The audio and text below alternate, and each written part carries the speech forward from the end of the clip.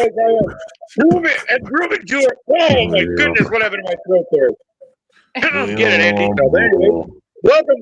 Excuse me, let me clear my throat. All right, hey, good evening, everyone. Hey, we're here again. It is Tuesday night, and you all know what that means. It is another edition of Let's Talk Football, the Roundtable. I'm Nick Rosario, and as always, I'm here to try to steer the ship with my lovely cohorts here who provide me with nothing but an hour and a half, usually worth of laughs and giggles. So let's check in with everyone and see how they're doing. Tina, how are you on this balmy 60-degree Tuesday we had today in October? Very nice. How are you doing? Doing good. Glad to be here. Okay. Yeah, glad to discuss something other than hot garbage, but let's go. Well, we may get into that as well, but we'll see. The night is young. Mr. Anthony, how we doing tonight, sir? How's a Tuesday in Oklahoma where the wind comes sweeping down the plain? Brother man, let me tell you, it was 63 degrees this morning when I went to the gym. About 3 weeks ago, if you went outside, you felt like you were just about ready to get pulled out of the oven for Thanksgiving dinner. That's how hot it was. It's 63 degrees today. I think it got to 80 degreys today. It was beautiful. Wow. It was beautiful. Yesterday, I broke out a sweater hoodie, and then it was nice. It was so nice. It was so comfortable. I was mad I didn't have my Uggs on in my pumpkin spice. I don't even know. I was going to put my dog in a purse and carry it with me to work. But I joke. Only partially. We know. It felt nice. The sweater did feel nice, bro. It was one of them Temu joints. Y'all don't sleep on Temu. That's where it was comfortable as hell. People like, yo, that joint is fire. Where you get that from? Temu cost me $6. Anyway, nice day today. Very productive day at work. I managed to get dinner eaten before the show, and I got a little sugar over here, so I'm doing pretty good. I'm very happy to be here. Ha ha! I beat you to it today. Well. I don't necessarily say that I did that on purpose, but I guess since we're going to Delilah, yes, you beat her to it. It wasn't quite but Delilah, and again, we're glad you're back with us. For those of you who watched last week, you realize that Delilah suddenly disappeared right towards the beginning of our podcast, but it's okay. She had an outage. She's back. She's good. How you doing today, Delilah? How's it going? I'm doing great. I'm glad I'm here.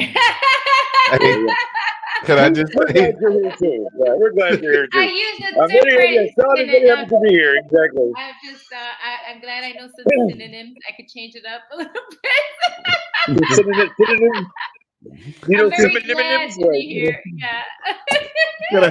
Can I just say I'm happy as hell to see you because your lights went out like Hans Gruber had just cut the power to the Nakatomi Towers. Like, oh wow! And then she just froze, and it was like Delilah disappeared. What happened? Where did she go? She was gone. That's a win. But, yeah. so see, funny. Yeah, no, I mean it was a little bit, but they were like, "Where'd she go?" That's not funny. I thought because I started singing "Let It Go," Frozen, "Let It Go," and then that didn't really work well because then you just disappeared totally. So Literally, yeah, literally you just disappeared. But well, we're glad you're all with us again. Obviously, Sean's already in the comments, so we hope you all are watching out there. We appreciate you guys tuning in and commenting. Thank you. But as always, we got to start this game, and every game starts with a coin toss. Yeah.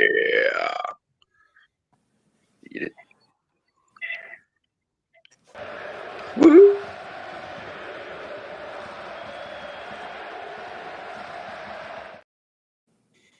All righty, as of course, we are ready to discuss some football. But tonight, I got your back, Delilah. Yes, thank you, Sean. We appreciate that as well. As you guys noticed, I'm not squinting to read because I brought my reading glasses from work so I can see the comments today without going, what does that say? Who commented? I feel like Urkel. Did I do that? Hey, big guy. Well, anyways. But let's go ahead and get started here. Why you gotta talk about my high school years like that? Oh, sorry, brother. Yeah. I forgot. You're a young black man with glasses and you were nerdy, huh? Is that what you're trying to say? Very. But anywho. All right. Well, let's get into this coin toss. I don't know why I'm having throat issues today. Good Lord. But yeah, injuries around the NFL have been very rampant so far this year, guys. And it's interesting when I was going through kind of the list of different teams, because they always give you can look up the list of the team's injuries for every team in the NFL. And when you look at some of the names on this list, these are game changers, people who have, really contribute to their teams in a big way. They're one of the big, wow, was that supposed to be, yes, it was supposed to be Urkel, Sean. Yes, thank you. I appreciate your acknowledgement. Sir. If you've never seen the video of Sean as Urkel, you'll have to find that somewhere because that's a treasure. That's another story for another time. But yes, I'm telling you, it's very hilarious, and I laugh every time I see it. But I'm sorry. Back to injuries. Back to injuries. No, but and even starting here at home, Delilah, for us, Khalil Herbert went out with a high ankle sprain, and Roschon Johnson is in concussion protocol. So I mean, how does that? I mean, think about that. And sorry, man, I'm so tongue tied today. What is going on around here, people? Anyways, back to injuries. So, Khalil Herbert, Roschon Johnson. Delilah, that's like our backfield. So what can the Bears do outside of we went and re-signed Darrington Evans from the Miami practice squad, who we had cut earlier in the spring or earlier this summer. We brought him back because we have no backfield. No, but in a sense, what do you think this does for our offense, though, in that way? Because when you lose both your backs, basically, that's kind of a problem. So how do you think, given that Justin has been on a little bit of a roll the last few weeks, do you see that continuing? What do the Bears do here? What do you think? I think they're going to use him because we know he can run the ball. And that was some of the upset. A lot of fans were upset in the beginning because, yes, of course, we know he needs protection and we want to see him pass. But we also know he's very athletic. And so I know that one of the issues we had in the first few games was like, why isn't he running the ball more when we know he's quick-footed and can get it done? And so I think for the running game, it's going to be him and, of course, who we just signed from the practice squad. And then I think we're going to see him passing more than before. Him and DJ Moore finally are, cooking with gas, as they say, right? So it looks like they finally have a rhythm going. Cole Kmet doesn't look as lost anymore like he did for the first few weeks. So very true. I'm hoping that they can build on this win, keep that feeling going, and win this next game. So at least we could win a couple more. So we're not like completely, just lost. I mean, especially like the rest of our division isn't that great. I mean, Green Bay lost again. Minnesota lost. Yeah, so happy for that. Yay. Right now, like, as I had a feeling would happen, it looks like it's looking good for Detroit in winning our division. So, yeah, I mean, that's all I think they're going to do is we're going to see Justin running the ball more because we know he can. And then, of course, we'll make use of our, new guy that we signed. But I think they're going to build on the fact that it looks like Justin is finally comfortable in the passing game, right? Getting the ball out. And, again, it seems like him and DJ Moore finally have some chemistry going. They got rid of Claypool, right? Who was, like, bringing down the team with his negativity. And so I think that's what they're going to do. No, very good. Thank you. Tina, I'm going to come to you next with some of the because the Cardinals themselves were not looking that good coming into this year with, Kyler Murray already on the physically inactive to play list. But just this past weekend, they also lost James Conner to a knee injury. He was put on IR, who, as we all know, up to this point was a big part of the offense they did have. And one of the reasons they beat the Cowboys a couple of weeks ago. Where do the Cardinals go from here, though? Because you've been starting the guy whose team store didn't even have his jersey when he went to buy one, which I thought was absolutely hilarious. But I mean, honestly, the Cardinals playing in that West Division in the NFC, you lose. Kyler Murray may not be back even though he's supposed to be off the list this week. They said he probably still won't be back for another 3 to 4. You lose James Conner. What are the Cardinals going to do here? What's the plan? What do you think? Join the dumpster fire with the Broncos. Connor I was love their it. offense essentially. So Yeah. I mean, they're gonna have to go back to they're gonna have to start back at number one. They're gonna have to go with, I mean, who is their quarterback now? I have to honest. It's skipping my mind right now. But with The kid who Connor didn't have a out, jersey in his own store. yeah, I mean, they're going back to square one with their backup and trying to figure out. But you take Connor out of that game, now the defense is just going to sit there, and they know you don't have a run game, so they don't have to honor that. They know you're probably maybe passing, but your passing game isn't going to be that great. So it should be, yeah. Thanks, Sean. Josh Dobbs. I should know that. Yeah, Dobbs. So I really don't know where they're going to go right now. They surprised people. I think they were putting it together, but like you said, Connor was so much a part of that scheme that they were using. So yeah, I mean, no, totally. That was a shame to see, because, like you said, they showed flashes, obviously, with beating the Cowboys, and they were in a couple of the games. But you lose your offense, and that's what happens. Like, the running backs have really suffered a lot of injuries this year, and just even being out for halves and quarters, and like people are just coming in and out. And it's just it's just been a mess as far as that goes. Handy, sir. the defense. Let's switch gears here. I don't know if you were watching the Buffalo game on Sunday early morning at 8:30 in the morning here in the States in Central Time Zone. But man, Buffalo, Matt Milano went out with a fractured leg, and it's also reported that he may have have a season-ending knee injury. So they're waiting on that, but he's out currently. And obviously, Tre'Davious White had gone out. They officially put him on IR this past Saturday with an Achilles injury. Man, that Buffalo defense was looking good for a little bit there, and now you've lost two of your big pieces in there. What does Buffalo got to do here to kind of keep this train rolling with Josh Allen starting to pick up steam? Dude, I don't know. The thing that is amazing me is that there are. I mean, we're not even halfway into the season, and look at the ridiculous, this silly number of injuries to not just players, but key players. As far as Buffalo is concerned, hey, look, I'm just gonna go ahead and say it. I'll say it. If nobody else wants to say it, I'll say it. I know it's not that simple, but next man up. You get paid. Y'all, some of these guys get paid way more money than I will make in my lifetime to play football. Get your hindquarters on the field. I caught myself, Sean. We didn't have to hit the dump button. Get your hindquarters on the field and go out there and do what you get paid to do. Or you can put on your lemon pepper, or you can put on your lemon pepper steppers and get to stepping. Lemon pepper steppers. I need to get a pair of those. Apparently, that sounds good. But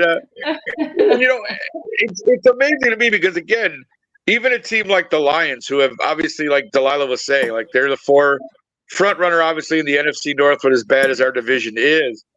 But, they've lost C.J. Gardner-Johnson to the IR, which was one of their top safeties. Jameer Gibbs went out in that game on Sunday. Amon-Ra St. Brown may not be back this week, but he's nursing that abdomen injury.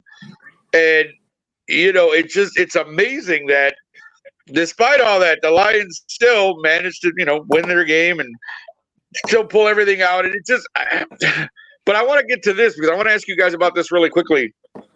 The turf has been brought up. The artificial turf has been brought up by a lot of people this year so far as to reasons for injury. Like even Travis Kelce getting hurt in that game the other day and missing a little time. Like there was rumors that it's because of the turf and this and that. What do you guys think of that? Is that a cause? Is that something to be concerned? Like everybody's playing on the same field, so in that sense, it's a level playing field. But what do you guys think about the artificial turf issue here? I'll jump in. Football is a very physically violent sport anyway, so there are going to be some injuries, and there are going to be some non-contact injuries. I can't tell you how many times I've flipped the ankle trying to go the wrong way, or caught planted and twisted a knee Fortunately, nothing as catastrophic as some of these players are having. But turf has, I mean, it's science, bro. Turf has less give than grass. Period. Plastic turf has less give than grass, and they've got it. I mean, I've been up to, oh God, I think the field up at T-Boone Pickens in OSU is turf, and Okay. it's like that spongy turf. It's not even, some turf is not even like fake grass. It's like sponge. You ever tried running on a sponge? You ever tried running on a sponge? I'm just saying Not that I can think of. now I don't know if there are any studies out there to show that there are more injuries per season on turf than there is on grass. But if there were, you would think that this league, this multi-billion-dollar juggernaut, would say these are the guys that bring us money. For them, by them just being on the field playing, we need to do what we can to make sure that we can help them stay healthy. No, I agree with you in that regard. I think when it there comes we to go. turf versus grass, that's an owner's decision, and turf is cheaper. That's just artificial turf is cheaper to maintain than regular grass Sure. is. You're a billionaire. Why the hell you? I'm sorry, I'm not yelling at you, Tina, but I'm just saying look, Stephen A. Smith, these dudes are billionaires. Like, look, Shay got some long money, you got some long money. But all I'm saying is Jerry Jones got long money. Like, Jay-Z might be a billionaire, but Jerry Jones laugh at the kind of money that Jay-Z got. I think he can afford to get him somebody to take care of some grass. That's all I got to say. Yeah, but Jerry Jones doesn't want to give up his profit margin. There you go. That's how he stays. That's how he stays rich, Andy. Is that he doesn't get right. His profit margin is good. Well, he don't pay taxes no damn way. He can spend some of the money he saved on taxes, or stop spending it on plastic surgery. I didn't say. Let me shut up. Yeah. No, I think you're 100% right. I thought to say something. It's the NFL. If the NFL wants something to get done, the ownership committee has to agree to it. So if they want to make it so that it's turf on every field, they got to get the owners to agree to that. And the owners that are cheap asses, excuse me, you can hit the button if you need to, are not going to agree to that. So, I mean, grass is free. It grows. I'm telling you, on his field. Somebody needs. You know what? See, I think for rich people, for them being business smart, sometimes they're dumb. Like, I live in a house, and I think I got like maybe an acre worth of land. Now I'm gonna tell you what. Every spring when it get warm, I water it. I put down some seed. And guess what? Grass grows. And it's there. It grow. It's just funny. It just comes straight up out the ground, and it don't cost nothing. But you still need someone to go out there and cut it and keep it going. And come on now, don't make me listen. If you ask the baseball teams about how much they spend on their grounds crew, like that. So I mean, yeah, you can't. Okay, you can't pay a grounds crew for a professional sports franchise, but you pay the little guy to come and trim the bushes and the hedges around the house.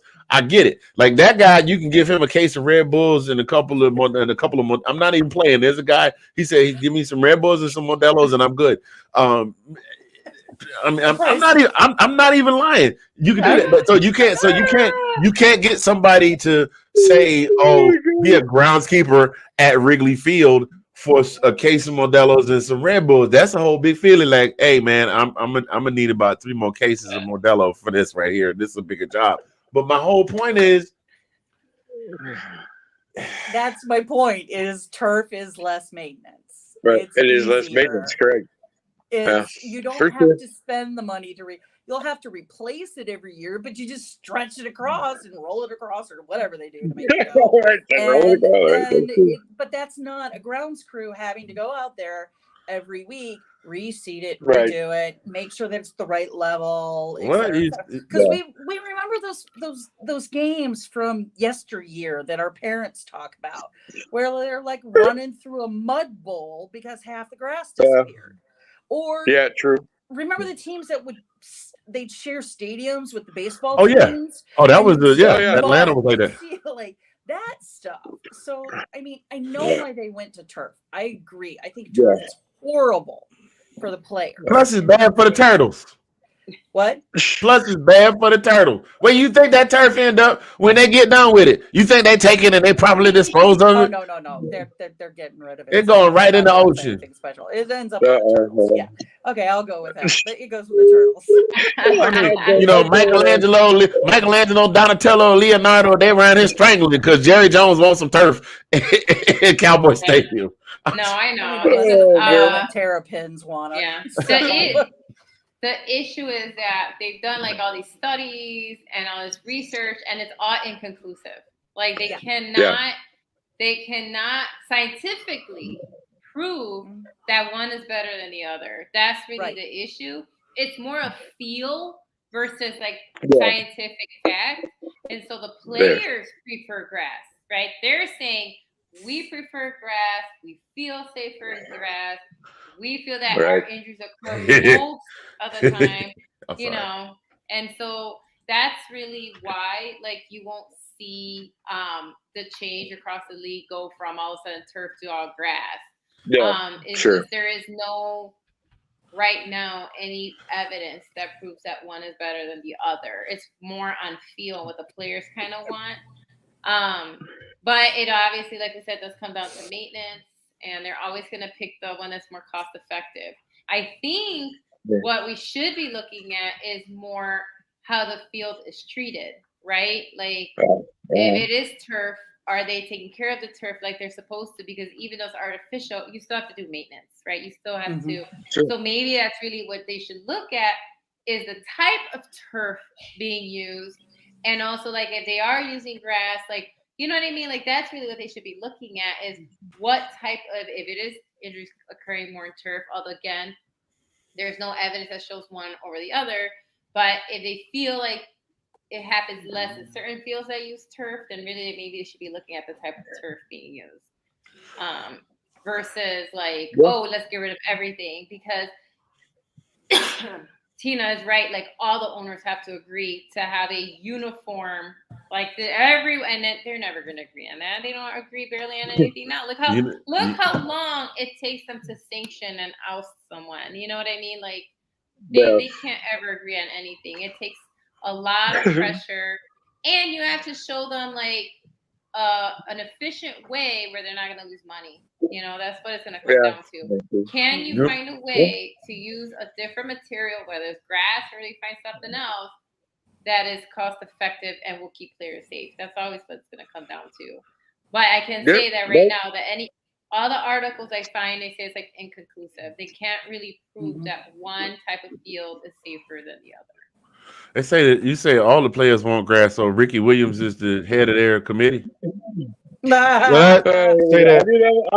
I was waiting for that joke. I was just waiting for somebody to. It's just it's for the players. Yeah, the players prefer grass. Him and Josh him and Josh Gordon sitting there home right now talking about preaching, sister, preaching.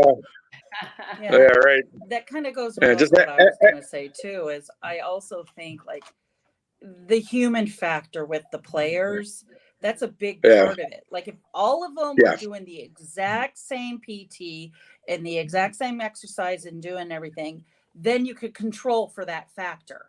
But because you can't control for that, because they're all doing different things, even off season, it becomes difficult to say, like what Delilah said. Is it the turf or is it people? Like, how do we get this to work? So no, it's definitely it took them to fix the helmets.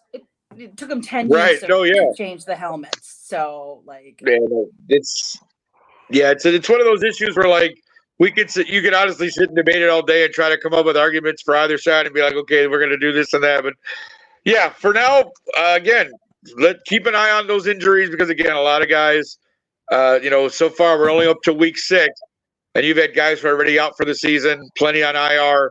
So, yeah, it's already been one of those crazy seasons here in the NFL.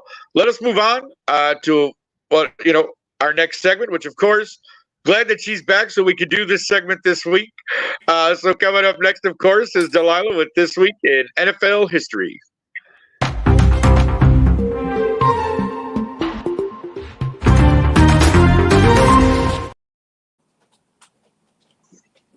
All right. Take it away, Delilah. was making sure I was unmuted. Hello, everybody. I'm back. To make it through this school today. So far, so good. All right, just a few little factoids, not too many. All right, so we'll go back to October 7th, 1979. Dino Hall of the Cleveland Browns returned a franchise record of 9 kickoffs in a game, but still somehow they lost to the Pittsburgh Steelers, 51-35. So even though he had a record return of 9 kickoffs, they still went down against Pittsburgh. On October 7th, 1984, Walter Payton hits a major milestone when he surpasses the great Jim Brown, who had who was at 12,312 yards. And so Sweetness became, at that point, the NFL's all-time leading rusher. Again, we know now that Emmitt Smith broke that record with Dallas. But again, at this time, for this record, that's when Sweetness broke Jim Brown's record. On October 7th, 2012, Drew Brees of the New Orleans Saints etches his name because he did break a lot of records as well. Again, in the NFL record books, breaking legendary quarterback Johnny Unitas' record of 48 consecutive games with a touchdown pass. All right, so that's kind of the stuff that happened on October 7th. Let's move on to October 8th. October 8th, 1950 is the first time the Cleveland Browns and Pittsburgh Steelers play each other in an NFL rivalry, because remember, prior to there were 2 different leagues at the time, right? There was the AFL and then the NFL. And so in 1950, that's when, during that time period, that's when Cleveland came on board. And this is when the famous rivalry between the Browns and the Pittsburgh Steelers started. October 8th, 1950. Okay, October 8th, 1995. That's when then quarterback Dan Marino broke Tarkenton's NFL career completion record of 3,686 reception completions. So Dan Marino was also breaking records, right, in his time. We know that. October 8, 2018, this one goes back to Drew Brees. It just so happened that he had a couple. 2018, New Orleans quarterback Drew Brees becomes NFL's all-time leader in passing yards. He only needed 201 yards to pass Peyton Manning's record. He instead got 363 yards and 3 touchdowns in that game, which was unfortunately against Washington at the Super Bowl. So that was October 8th. October 9th, 1938, the Cleveland Rams and the Chicago Bears play one of only 4 penalty-free games in NFL history. Somehow, in that game, no penalties happened. Again, this was October 9th, 1938. October 9th, 1989, the first NFL game coached by an African-American, Art Snell, which I actually talked about Art show, during my Diversity with Delilah segment, but that was the first time he actually coached. And the LA Raiders beat the New York Jets 14-7 on Monday Night Football. Wow, what a game, 14-7. But still, again, big day in NFL history as we saw our first Black coach in the NFL. Postmodern, I'm not saying he was the first, remember, it's just modern NFL, 1989. Alrighty, finally moving on to today, October 10th, but we're going back decades, a long time ago. October 10th, 1920, the Chicago Cardinals, because again, the Cardinals they were a Chicago team before, they became Arizona's team. The Chicago Cardinals played their first game in the AFPA, which again is precursor to the NFL. And the game was against crosstown rivals, the Chicago Tigers. And it ended in a draw, 0-0. Can you imagine a 0-0 game?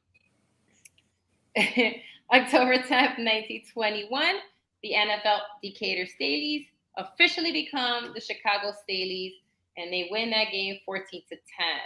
Now, here's one for our Canadian friends and viewers. If you're watching, on October 10th, 1960, a CFL rushing record for a single game is reached when Ron Stewart of the Ottawa Rough Riders runs for 287 yards in a game against the Montreal Alouettes. Yeah, I hope I said that right. I'm not French. Sorry. So there you have it, one for our Canadian friends. October 10th, 1976, the Giants Stadium in New Rutherford, New Jersey opens up its gates for the first time. And in that game, they got beaten by the Dallas Cowboys. So even though it was the first game played there, festivities were darkened when they lost 24-14. And finally, fast forward October 10th, 1993, the NFL Cleveland Browns Najee Mustafa sets a club record for longest interception of 97 yards. And there you have it. That's this week in NFL history. All right. Well, Delilah, thank you very much for that. Was a lot of good stuff, though. That with the Chicago connection, the Staleys, and all that stuff. That was all good stuff. Always appreciate that segment. So we're going to take a quick break, folks, and we'll be back in just a minute. All right. Hold on for a sec.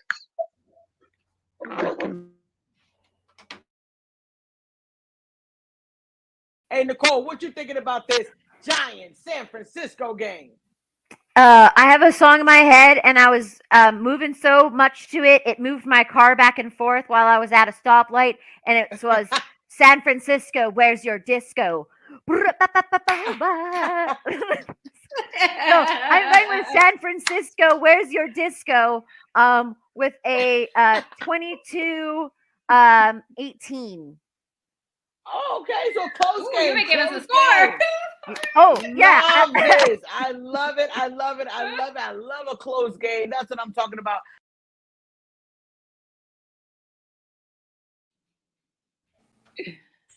Of course, that clip never gets old. That is so fantastic, right? That, of course, is the ladies' takeover show on Thursday nights. It's about 6:30, 7 o'clock, right, Delilah? Thursday nights, check it out Central Time. So check that out. Be looking for the ladies on Thursday night. We're going to move on here, of course. We have our next segment, which is the Corner Office with Tina Winter. So let us go to that. Yes.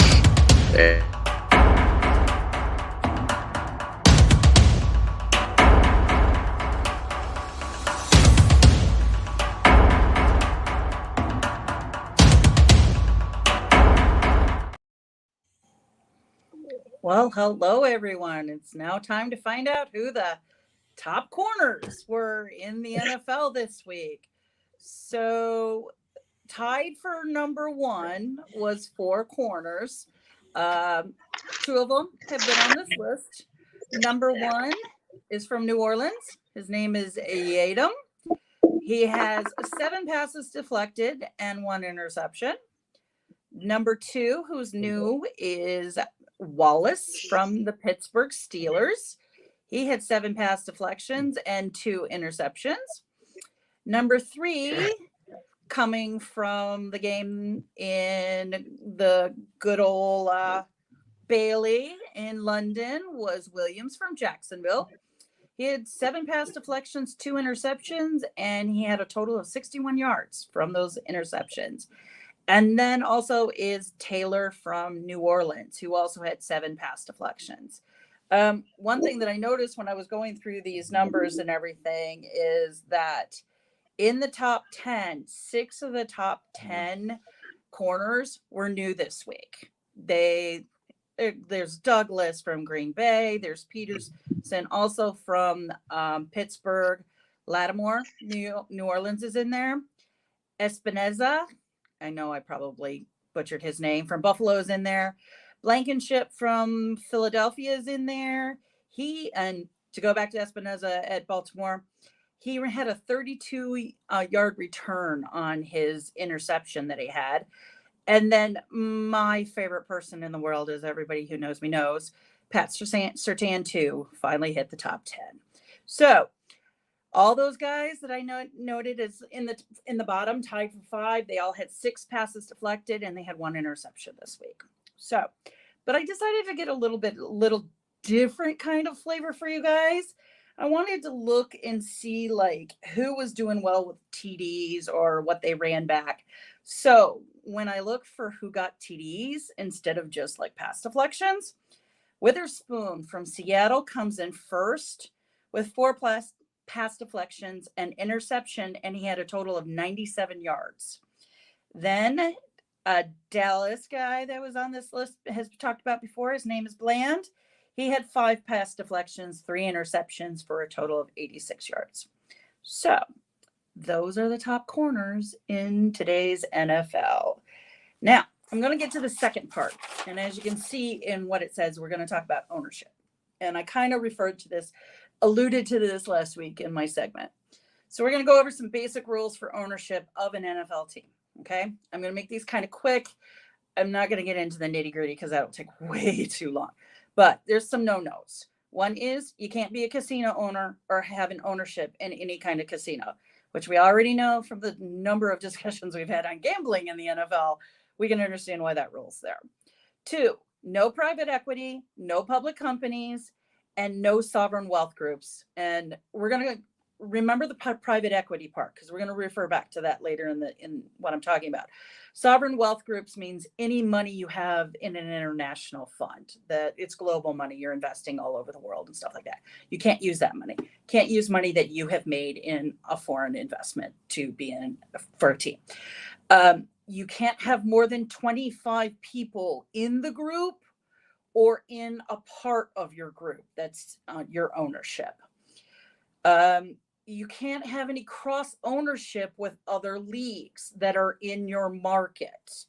So the biggest example I can say about this one is Sam Greinke owned the Colorado, he owned the Avalanche, and he also owned the Nuggets.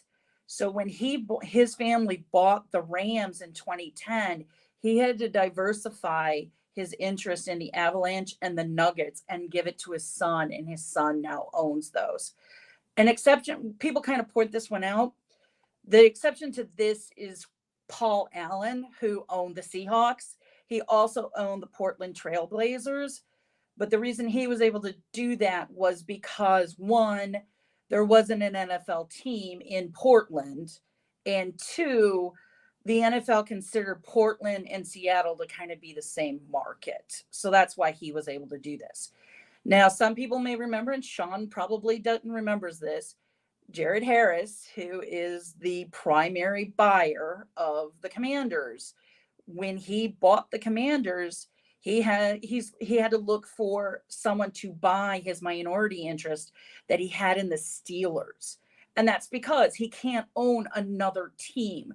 The whole idea of this is they don't want owners to be competing against each other in markets because it's going to take money away from the other. They're going to be competing for the same pile of money, and they don't want that to happen.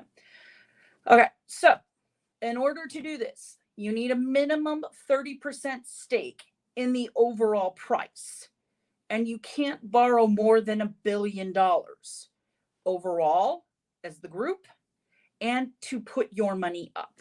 So I'm going to use numbers I know because I know these guys the best. So back when the Broncos were sold to the Walton Penner Group, the total overall price was $4.65 billion. So it was the highest amount paid. The Commanders have now topped that. But 30% of that price is $1.4 billion. So that's the cash you have to come up with for these teams. So if you split it, even if it's 25, 25, 25, which there was 4 main buyers of the Broncos, you're bringing in about $1 billion a piece each. But again, you can only finance the overall team up to $1 billion. So that group had to bring in $3.65 billion in cash, which if anyone knows anything about Haslam and his ownership of the Browns, his other companies are having some financial difficulties. And a lot of people think it's because he borrowed from Peter to pay Paul so that he could come up with the cash. So some of this is coming up. Again, like the amount that these teams are valued at is increasing heavily. It's getting higher and higher and higher, but they're finding a smaller and smaller market for people to buy these teams so that people who buy them could get their investment out and sell it to somebody else. And everybody sees this happening, but when you have to come up with essentially 75% of your cost in cash, it reduces your pool very quickly. So the NFL put a committee together, and they had their first meeting on September 26th. And the point of that meeting is for them to come up with ideas as to what they can recommend to the owners at the ownership meeting in March of 2024. And the idea is going to be, what can we do to make it easier to sell the teams, to get investments? What are some various things that we can do? Now that committee is made up, and I had to laugh because it's the same people all over again, but it's kind of funny. So Atlanta, blank, the president, it's all the presidents from Atlanta, the Patriots, the Chiefs, the Browns, and the Broncos. And the reason why I kind of laugh about that is the Broncos and the Browns are the two teams that have most recently had to go through this. So they're going to be able to give probably a better understanding of what the current situations are for how you come up with money for this. So the ideas that are being tossed around is they'll allow higher debt limits. Like you can only, maybe they'll change it and say, okay, you can finance 50% of your company. So if it's worth $6 billion, you can finance up to $3 billion. Another thing is to raise the ceiling on the number of people that you can be allowed to have an ownership stake in the group. So it wouldn't be capped at 25. It would be capped at a different number. The other one that is being tossed around is they might lower the 30% threshold so that the major managing partner doesn't have to own 30% or more of the company. Those are ideas that are being passed around. Now, another thing that's being passed around is changing the rule on not allowing private equity firms to invest in.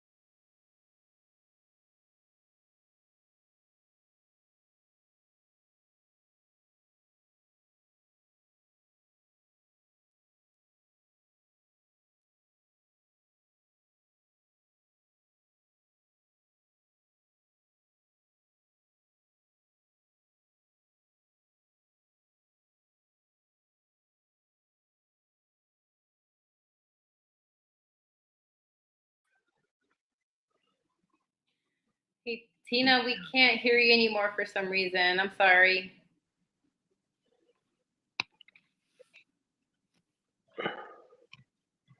Yeah. Okay. Yeah. No, I thought her volume went out. I thought it was my connection, so I apologize that I dropped out there for a minute as well. I sent, hi, Tina. I don't know if you can hear us, but we can't hear you anymore. Yeah, I don't know. Yeah, I would. Yeah, she's still. I don't think she got the message or didn't see it because she's still going. Yeah. Oh, now she froze. Oh, there she is. Well, yeah. Yeah. Thank you, Sean. You okay there, Tina? Yeah, she's checking her thing now. We apologize. We weren't able to hear Tina for the rest of what she had to say. Is she back with us?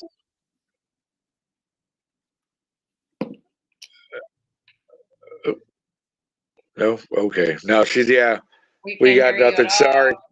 Yeah. No. Sorry. Wow, this is crazy. Like last week, Delilah just all of a sudden disappears because of the power outage. Poor Tina loses volume this week. You cannot silence us. You can try all you want, but we will never stop. We will keep coming for you. What are you doing to us? Who is this? What is the universe trying to tell us? No, we are not going anywhere. So I'm assuming she's going to restart. Yeah, so she's going to restart and come back.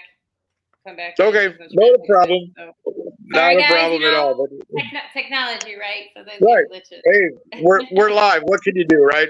We'll edit it in post production. No, there is no post production. We do this live. That's why we do this. You never know what's going to happen.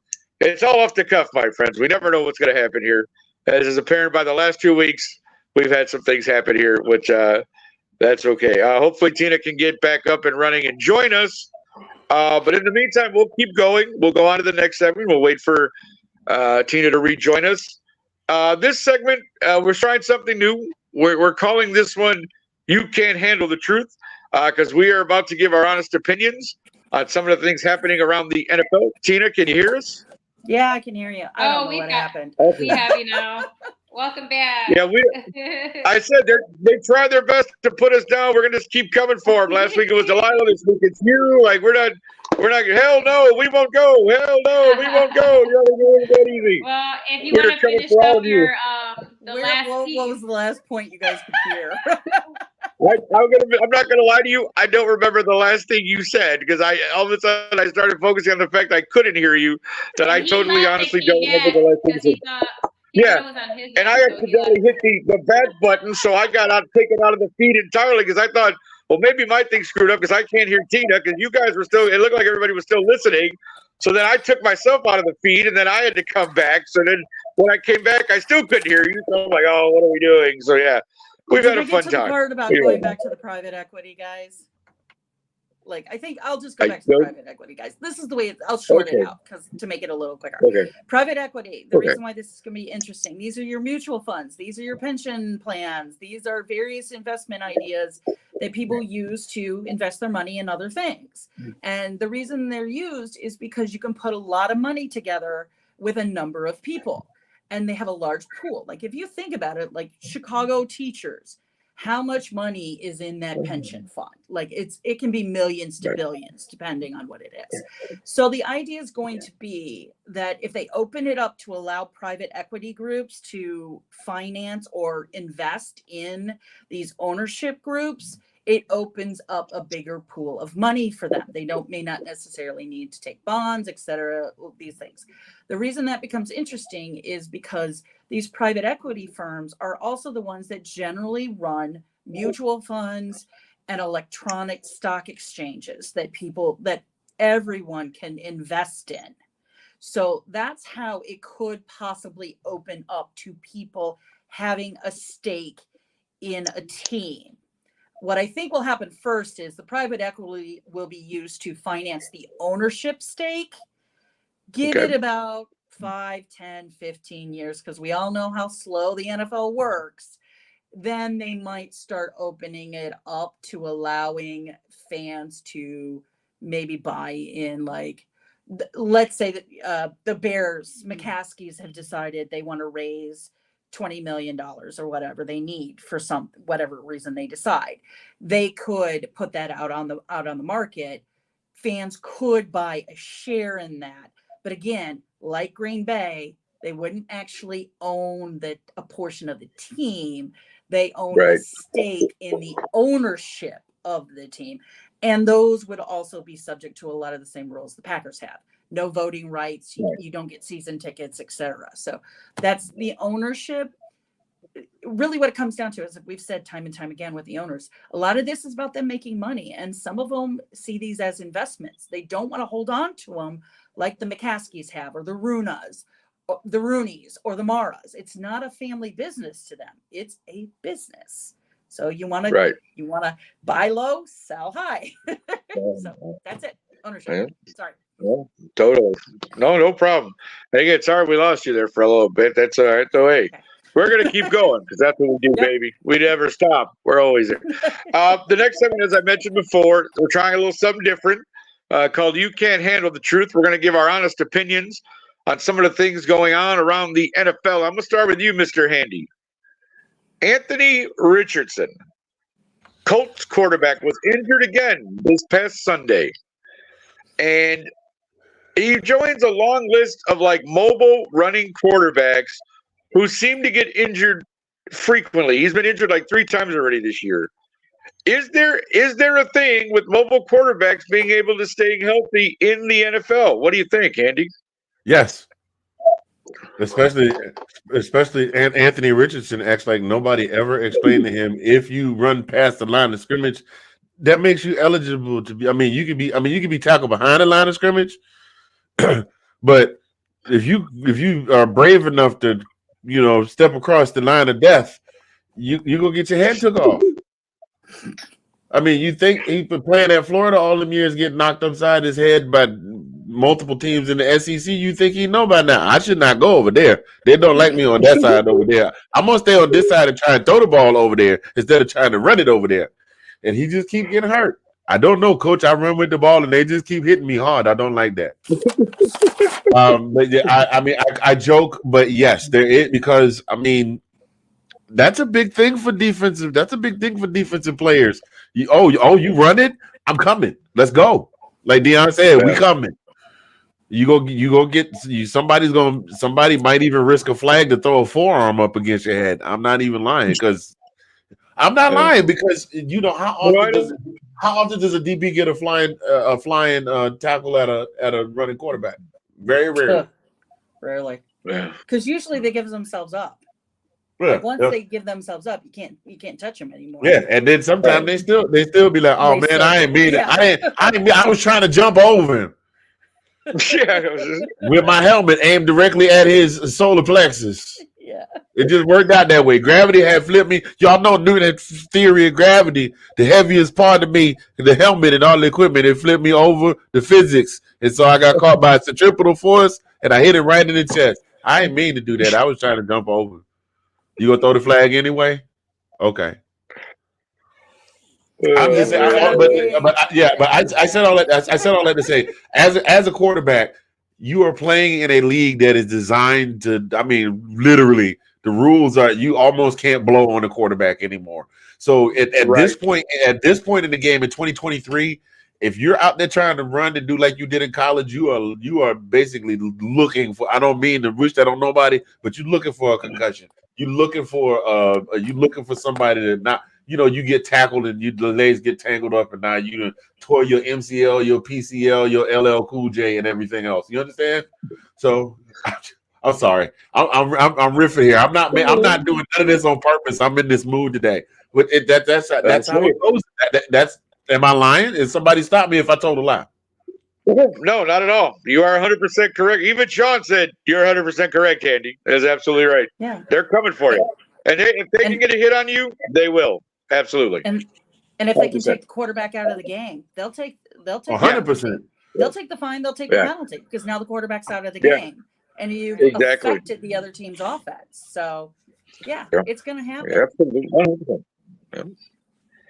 I couldn't agree more, my friend. Thank you very much. That was a great take, Anthony. Delilah, we're going to come to you next. Bill Belichick, for years, has been the man in the NFL. We know about all the titles, Tom Brady. We know about all of it. But in the last two games, New England has been outscored 72-3. Delilah, 72-3 the last 2 weeks. Mac Jones isn't doing well. His development doesn't look good. Is this spelling the end for the Belichick era in New England? What do you think, Delilah? Well, one, I'll go back and remind you, last season I told you Mac Jones wasn't the guy. But anyway, I digress. Right. You were correct. You can toot your own horn a little bit there, right? Mac Jones is not the guy. I remember. And I believe that Bill was not making a good decision with that. And I think what people are recognizing is I don't know so much about his career ending as a coach. Well, maybe he shouldn't be like the GM, where he's choosing the players and he's making like the ultimate decision on who plays on his teams, because I just don't think he can scout.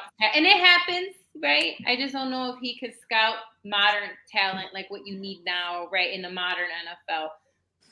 Excluding Tom Brady, who's just a freak of nature that no one thought coming out of Michigan in the 5th round, right? He just had his chance, and from that is just, that doesn't happen for everyone, except maybe now we're looking at Brock Purdy, right, as a part 2, maybe. Yeah. But still, realistic, it doesn't really happen that often. It's not something we see.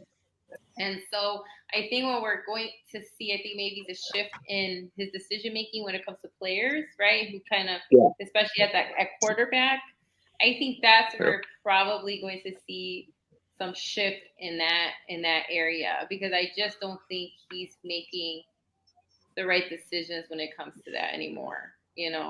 True. Right. I also feel like this vindicates, and again, I'm not saying one way or the other, but it does vindicate Tom Brady when he would say, you won all those games because of me, basically. He never said it officially, right? But we know he did it offhandedly or whatever. And so sure. He felt that way, I'm sure. Right. So, but I don't think they're going to fire him. You don't fire Bill Belichick after one, after a season like this. I just don't see that happening. But I do think he's gone next season if he has another losing season. I think his era is done, right? There's only so much, yeah. and I think that the Patriots are ready to bring in a new flavor, new direction. I think they're looking at all these young coaches, right?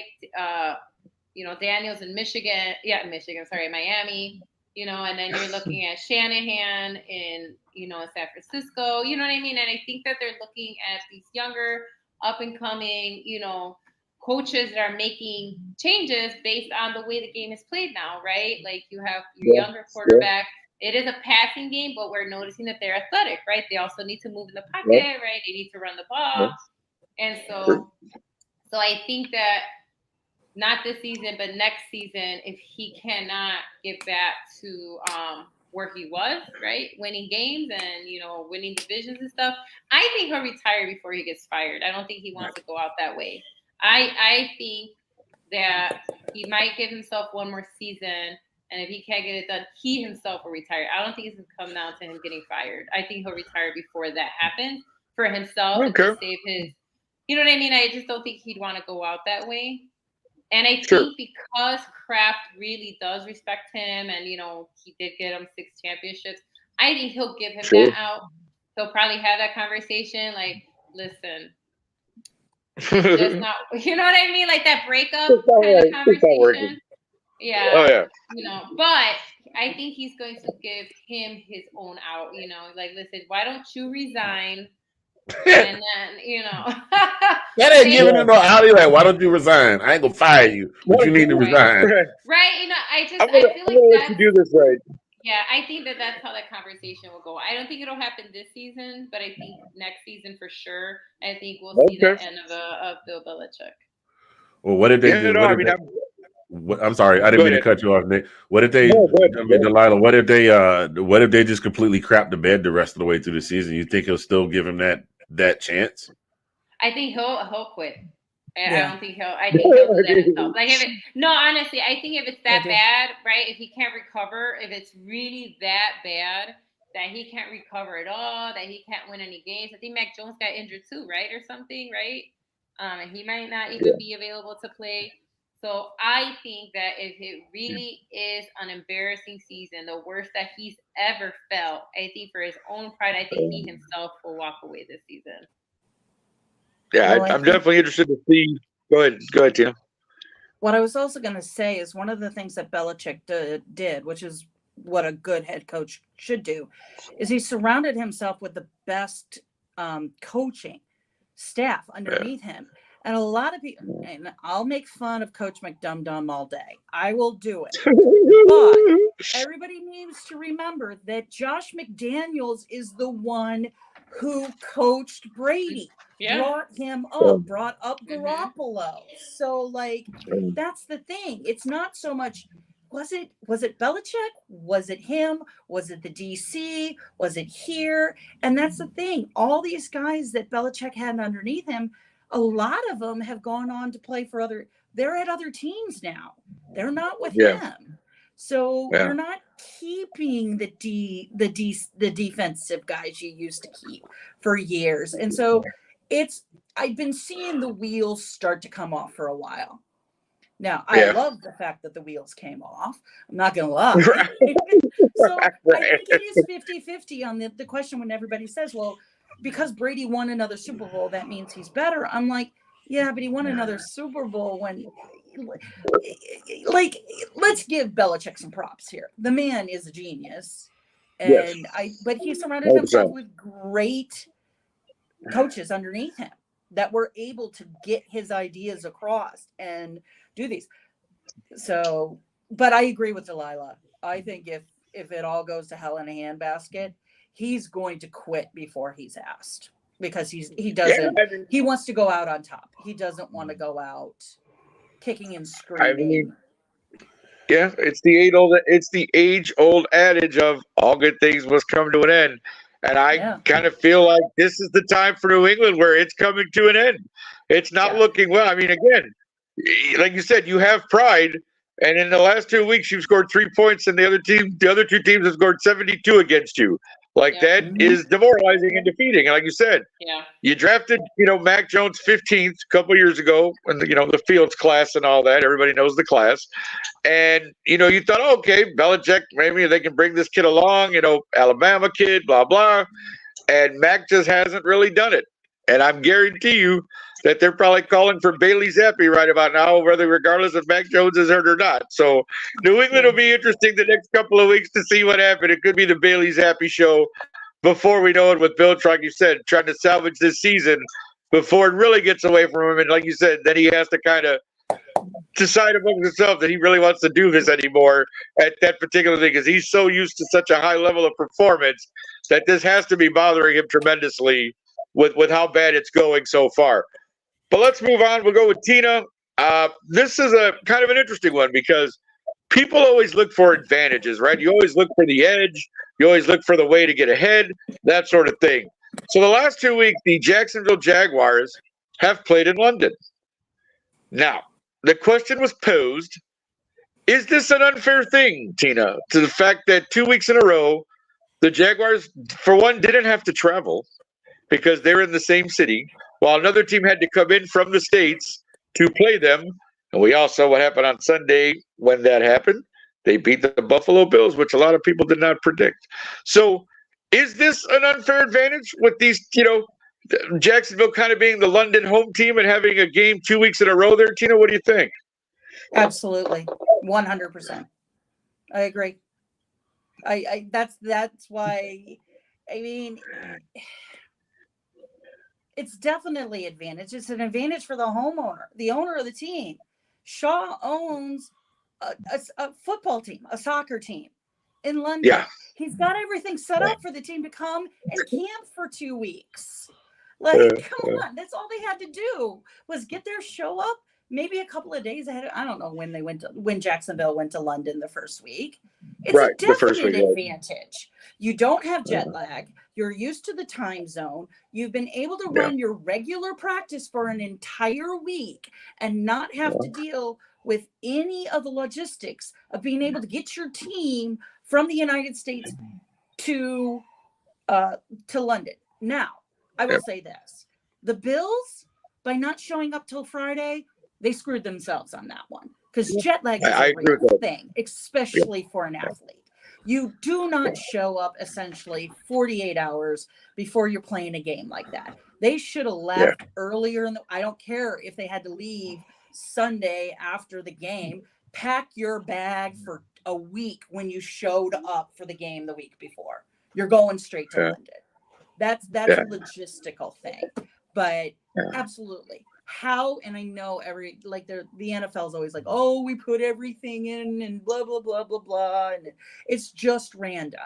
Well, whoever your quality control person was on these games, that should have been a big red flag right there. Like, no, Jacksonville doesn't get to use London as its home field advantage. I'm sorry. That was just bad. That's so bad. No, it was very curious to see that in the beginning. Anyways, like, oh, they got 2 games in a row in London. That's interesting. You never see that. And a lot of people, some people, trying to get a professional team in London. Right. Well, I'm surprised they team to London. Well, they had a whole European league a couple of years back. In London. He Yeah. wants to do that whole in year. London. It didn't do well though. They'll be the London Jaguars. Yeah, because I mean, even though it was a Buffalo Bills home game, technically on Sunday, like you said, Jacksonville was there the whole week, got to prep, didn't have to worry about flying, traveling, none of that. And it showed to me, because watching that game, Buffalo looked like they started out very slow, and Jacksonville was able to take advantage of that early. Because if you notice, that's how the game went. Yeah, go ahead. And Jacksonville was the home team the year before when they played the Broncos in London. Yeah, they were true. That is true. Look, see, I knew she was going to bring it back to the Broncos. To him, That's right. I knew it. She brought it back to the Broncos, ladies and gentlemen. It's coming. Here we go. Watch it.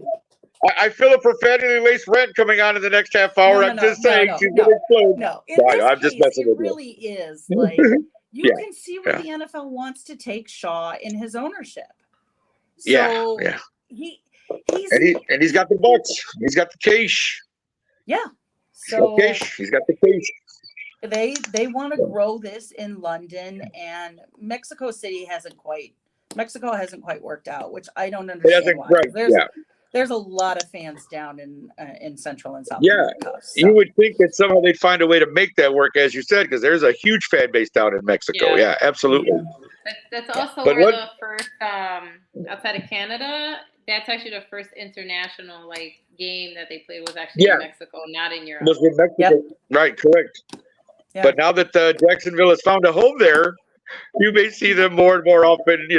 Maybe next year it'll be 3 games they play there. Who knows? You know what I mean? Like it just because they move stadiums across the city doesn't mean anything. They're still in the same city. You know what I mean? Like they're 2 different stadiums, but they're in the same city. Signed a deal with Tottenham. For Tottenham to hold the game, I think for the next 5 years. Is it 5? Okay, is it 5 years? Yeah, it's for a while. So you have a team. It's just you have a team. I mean, I've already said it. Like they're doing everything to grow the Jacksonville team in London. So because it makes them popular, if he keeps coming back and back again, then the Londoners will know. Oh, it's Jacksonville. Okay. Now, whether or not football will never ever surpass their football. It's not. Well, no, we know that we're aware of. This is Europe. Soccer is king. Football, as they call it around other parts of the world, yes, that's king in Europe. Not a question of that. But they do have some rabid football fans, and apparently Jacksonville has become their adopted team. So, yeah, I definitely will be looking to see how that plays out in the next few years, as you said, again, with Jacksonville getting a lot of those games in London. Well, we're going to take a quick break, folks. We're going to give you a minute to adjust yourselves, do what you got to do, and we'll be right back in a minute or so.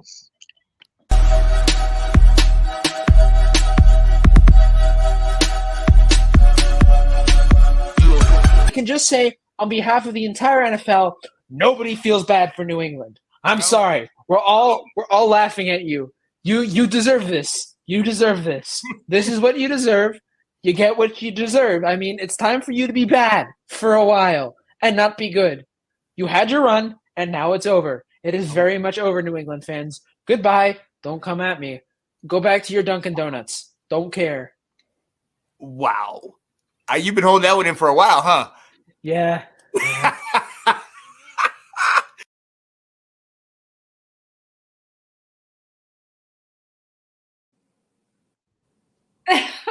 Well, I didn't expect that clip to be that perfect. Yeah, that was totally great. Let's just pound on New England while we got the chance, right? Just give it to them. Take it. You have to take it because we've taken you. No, said that I think when I saw that on Monday. It's like the Yankees in baseball. Everybody roots against them. Nobody wants the Yankees to win. Nobody wants New England to win. No one wants Manchester United to win anymore, right? Exactly. Exactly. Nobody wants the evil empires to continue to win. So yes, it is totally. And of course, that was Sean and the Walsh brothers. They do their show. Yeah, no. They're hilarious. And the thing is, if you, the brothers, and I feel so horrible. Dylan is the one brother. I don't remember the other brother's name, so I greatly apologize for that. But I actually did a show with these guys a couple of times, and for being very young men, they really love and know a lot about their football. So I do enjoy talking with them because, I don't even think they're like, Dylan's still in high school, I think. The younger one is like a junior, senior in high school, and the other brother's only a few years older. So that's the Walsh brothers and Sean Spencer, of course, doing their show. Sean, maybe you can let us know in the comments when we can find that when you guys are on so we could catch that at a later time. Let us move on. Of course, we are moving on to Mr. Anthony Handy next with, of course, the Rookie Spotlight. Ta-da.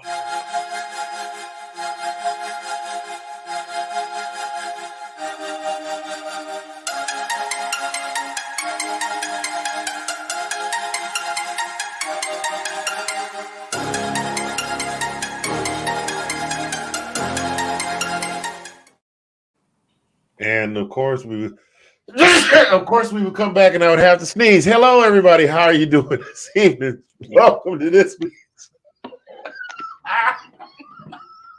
Are you okay? I'm fine. I think I lost the spleen. How's everybody doing? Welcome to this week's Rookie Spotlight. I am your guy coming to you live from the 405 all the way in the heart of Oklahoma City where the wind comes whipping down the plain. I had something there and it just went flip, so we're going to keep it going. This is this week's Rookie Spotlight. This week's rookie comes to us by way of Missouri City, Texas, attended Thurgood Marshall High School, wound up finishing his high school career with close to, and I mean whisper close to, and how whisper close, Anthony? I'm glad you asked. The whole 5 yards shy of 4,800 yards, 87 touchdowns. He was ranked as the 96th overall high school player in the entire nation, and wound up going to school at Texas A&M University. Ladies and gentlemen, I am talking about Devon or Devin or Devon, however you pronounce his first name, depending on where you're from in your regional dialect. Devon Achane of Texas A&M, running back. Listen, I don't have to explain to you, those of you that are college football fanatics, much like our OG, Mr. Sean Spencer, who watches, I think, every single solitary college football game. And even the ones he doesn't watch, he has the recaps running in the background. I think Sean's got a giant wall at his house, like the architect from the Matrix, and he just got with the pen, with the pointer, he's just changing all the stations all at once. So, like that commercial with YouTube TV with the 4 screens, Sean's like, amateurs.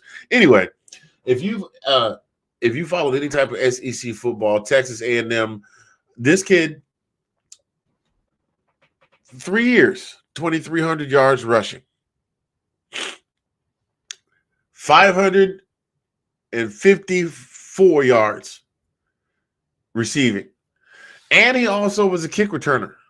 So he was a triple threat. He was a triple threat, 2 ways on offense and 1 way on special teams. He wound up falling in the draft because they said he was a little small. He's 5'8.5", which is not really big for a running back. Oh, come on, man. Wait a minute. Hold on. Wait, time out. Y'all gonna tell me 5'8" is not big? And somebody drafted Lord, I can't think of his name. Vaughn from TCU. Anyway, I'm gonna get off that train. Let me reel it back in. He fell in the draft because he was 5'8". They didn't think he was very sizable, 188 pounds. What this kid lacks in size, he makes up for in heart. One of the things that I like about him, well, last week we talked about elusiveness, the ability to slip a tackle, the ability to plant and move, to make you miss, to make the first couple of defenders miss. Where Devon Achane, where he is not as elusive, what he does do is he is very, very good at following his blockers. You set at least one blocker out in front of him. You ever seen a running back run? And I know I listen, I want to apologize to the viewing public. Sometimes it seems like I'm scattered and I'm all over the place. I do keep some notes, and I do keep some notes, and I do keep some stats up in front of me on my screen. But my brain gets to going, and I want to tell you all the good things about these players as they're popping up all in my head at once. You ever watch those running backs that kind of put their hand on their blocker's back? He's not quite that guy where he's putting the hand on the blocker's back, but he's right off that blocker's hip. Yeah, that's what I said. Devin, the even, whatever you want to call. Look, he ain't the odd, he the even, whatever you want to call him. Devon Achane, that guy that played for Texas A&M. Anyway, he puts he's right on the blocker's hip, and as soon as he sees a seam, he is gone. He might go off to the right, he might go off to the left, but he's always right on that block, and it always manages to get an extra yard or 2 where he could have been stopped at the line of scrimmage. He always manages to get some extra yardage out of that. Another thing that he's good for, yards after contact. Now, he's not racking up huge yards like 10, 11, 12, 13, 14 yards. He's not Derrick Henry face planting people like Debo from Friday. but he's definitely making more yards after contact per rush. He was drafted by the Miami Dolphins with the 84th pick in the third round of the 2023 NFL Draft, which took place just this spring.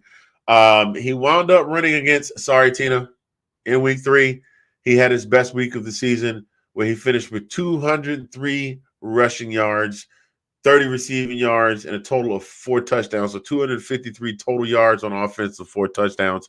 Oh, that was that game. Okay, so we're just going to brush by that real quick because I know Tina still has – she's still – I can feel her shaking through the computer screen right now.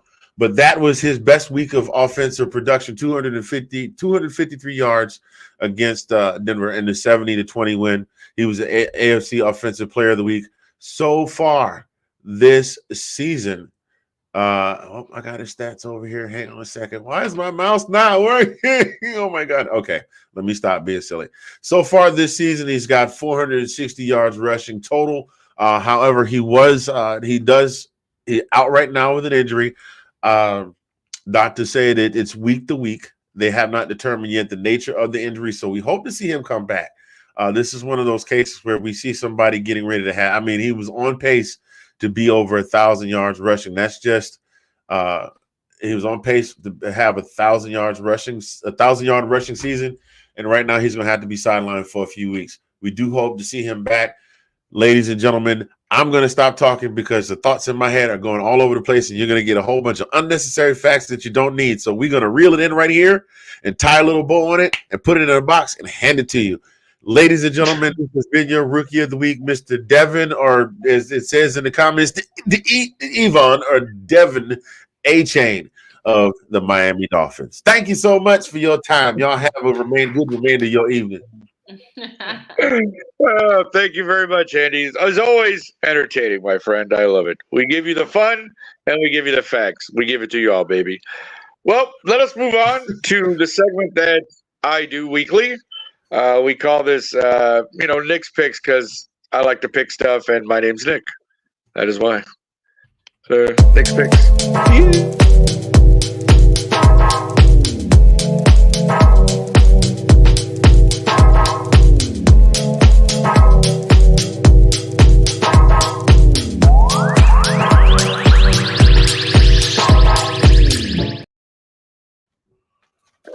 Well, thank you all for that.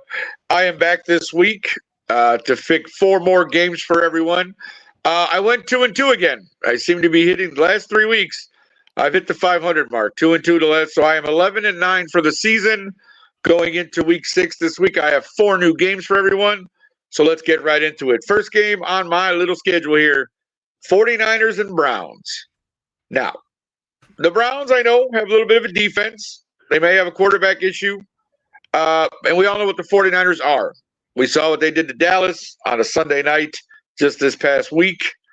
And yeah, they're firing on all cylinders. That's all you can say. Brock Purdy, whatever you think of Brock Purdy, like, oh, he came into this great situation, but the kid's playing. It's no longer just Brock is managing. Brock is taking over games and making plays and doing his thing. So in this game, the 49ers obviously are favored. And they're giving up 4.5 points. Now, personally, I do think the 49ers can beat the Browns by more than 4.5 points. So I'm going to take the 49ers minus those 4.5 points in my first game. My next game is kind of an interesting battle because these are 2 teams who, even though it's only the 5th weekend, have been kind of up and down for these 5 weeks. We have Bengals and Seahawks. And I always question and go, which Bengals team is going to show up this week? The one that showed up last week where Jamar Chase went off and Joe Burrow had a great game?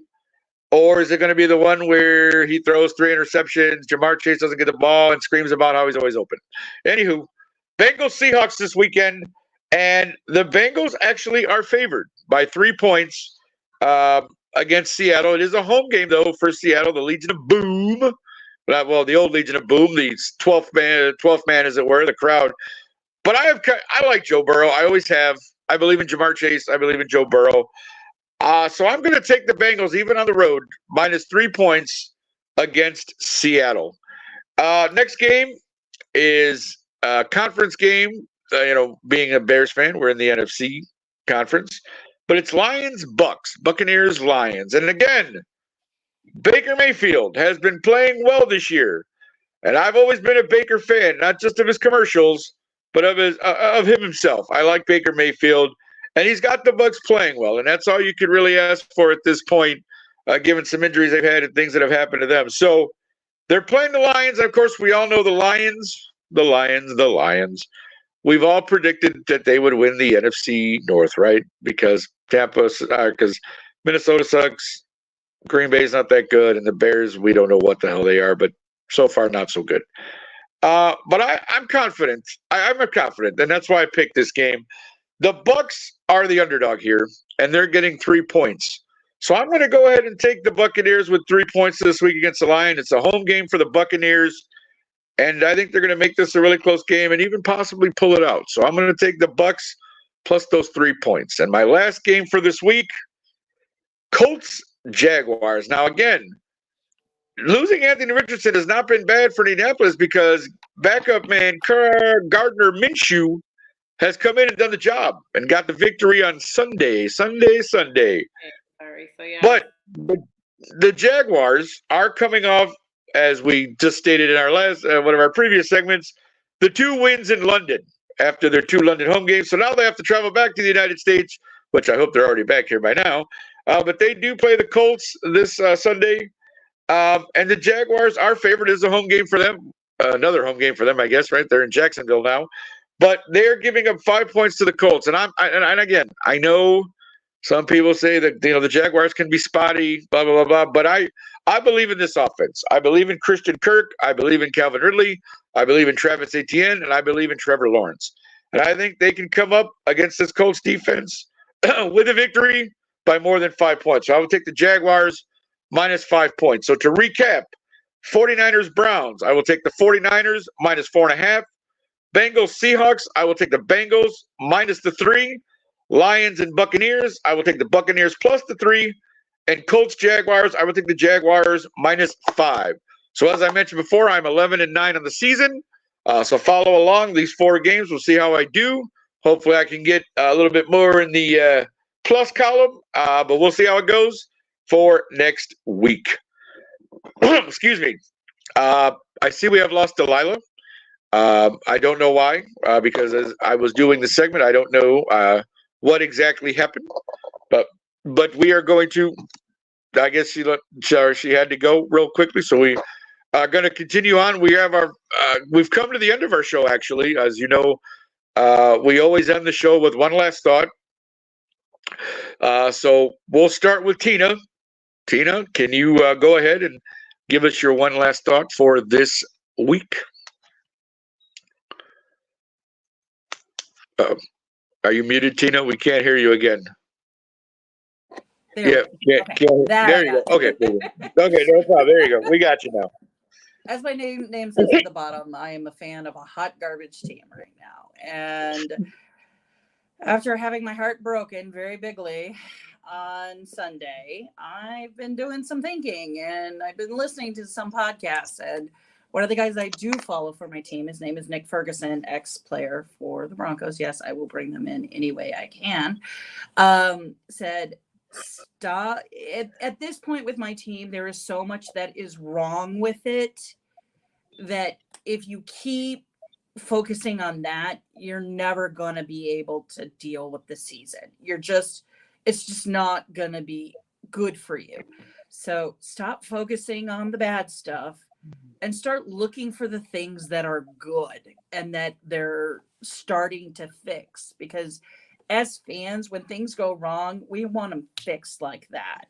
And that's not how this league works. And that's not how athletes work. They're not machines. They're not, unfortunately, though you like to play with them in fantasy football teams and leagues and things like that, that's just not how it works. So remember, they're human. Remember, they make mistakes. And remember, it's not always the player that is the problem. Sometimes it is the scheme. Sometimes it is the coach. And maybe just think before you post that thought on Twitter, X, or TikTok, et cetera, et cetera. So to all the other fellow hot garbage fans out there, I feel you. Like I said, look for the positive. There's always going to be something that is a positive in your game. You may not like what the positive is, but there will be a positive there. So, new philosophy for my team. Okay. No, I like it. I like it. I've tried. Believe me, Tina, I feel that pain because I have tried to find a positive in the Bears this year. And there's a few things I do like I said. So I'm with you there. Focus on the positive. I love it. Mr. Yeah. Handy, one last thought for this Tuesday, sir. What can we do? What can we do? What can we get from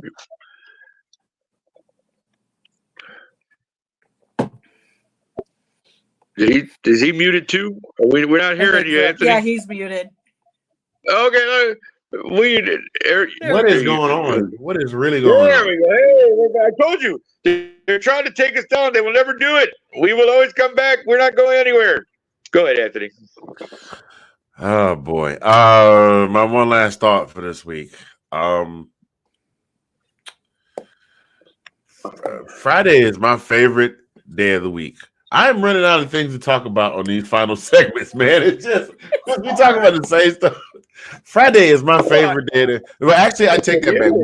Wednesday is my favorite day of the week. Why is Wednesday my favorite day of the week? Because it's kind of a you're going down. Yeah, you're over the hump. Yeah, like tomorrow, I'll get to work, and round about 11 or 12, the day will start easing toward Friday. And guess what? This coming Friday is. It's payday. Woo woo! There you go. So I'm getting paid this Friday, and I'll probably go out and sing a couple songs. Actually, that was pretty cool. They did a thing today. One of the things that I do admire about my job is that they do care very much about you taking care of yourself. So they encourage us to do things like take brain breaks. Once a week, our team collectively gets together on Fridays, and we play some sort of game. Like last week we played Uno. The week before we played this game called Tapple. We do all kinds of different things on Friday.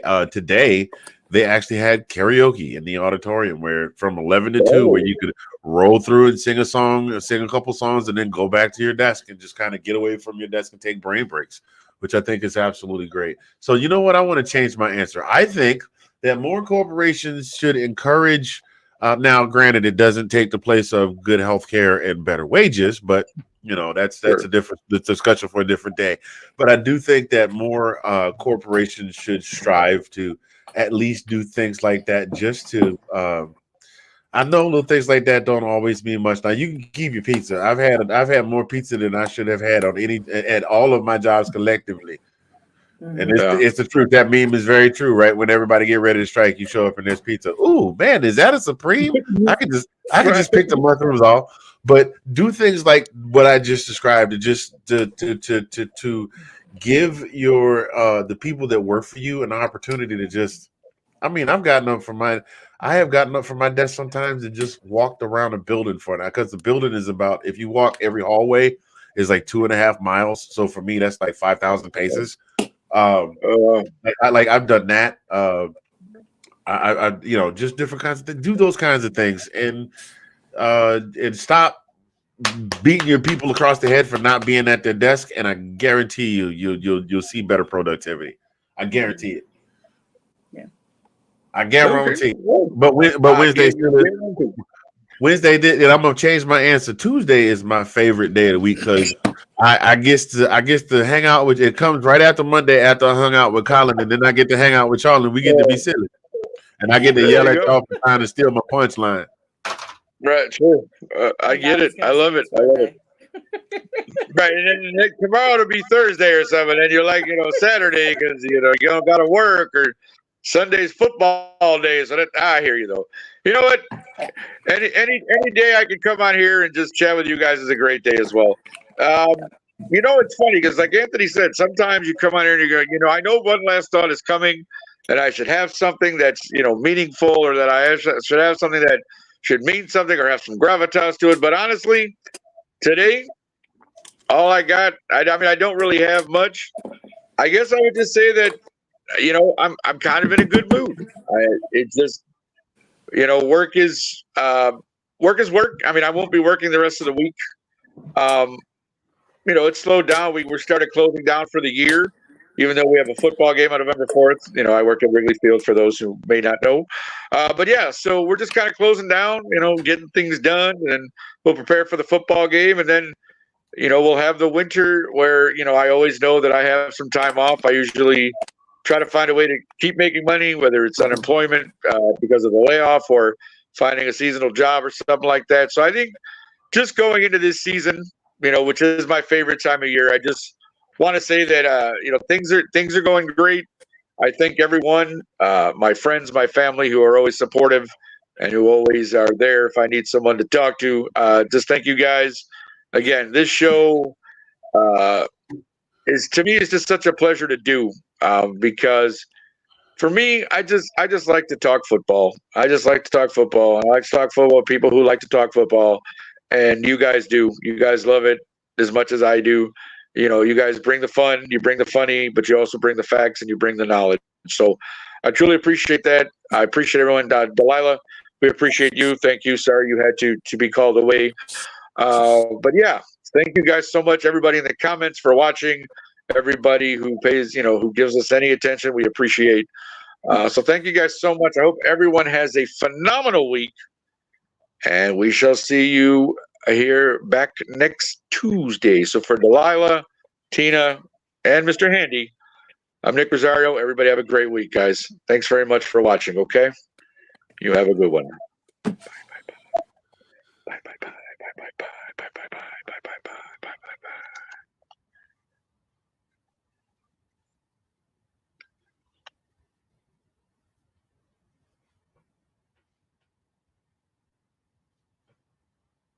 I think we're still live.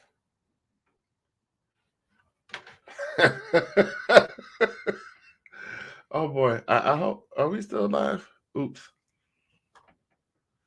Well, thank y'all for tuning in. I'm gonna get out of here too. Y'all have a good week.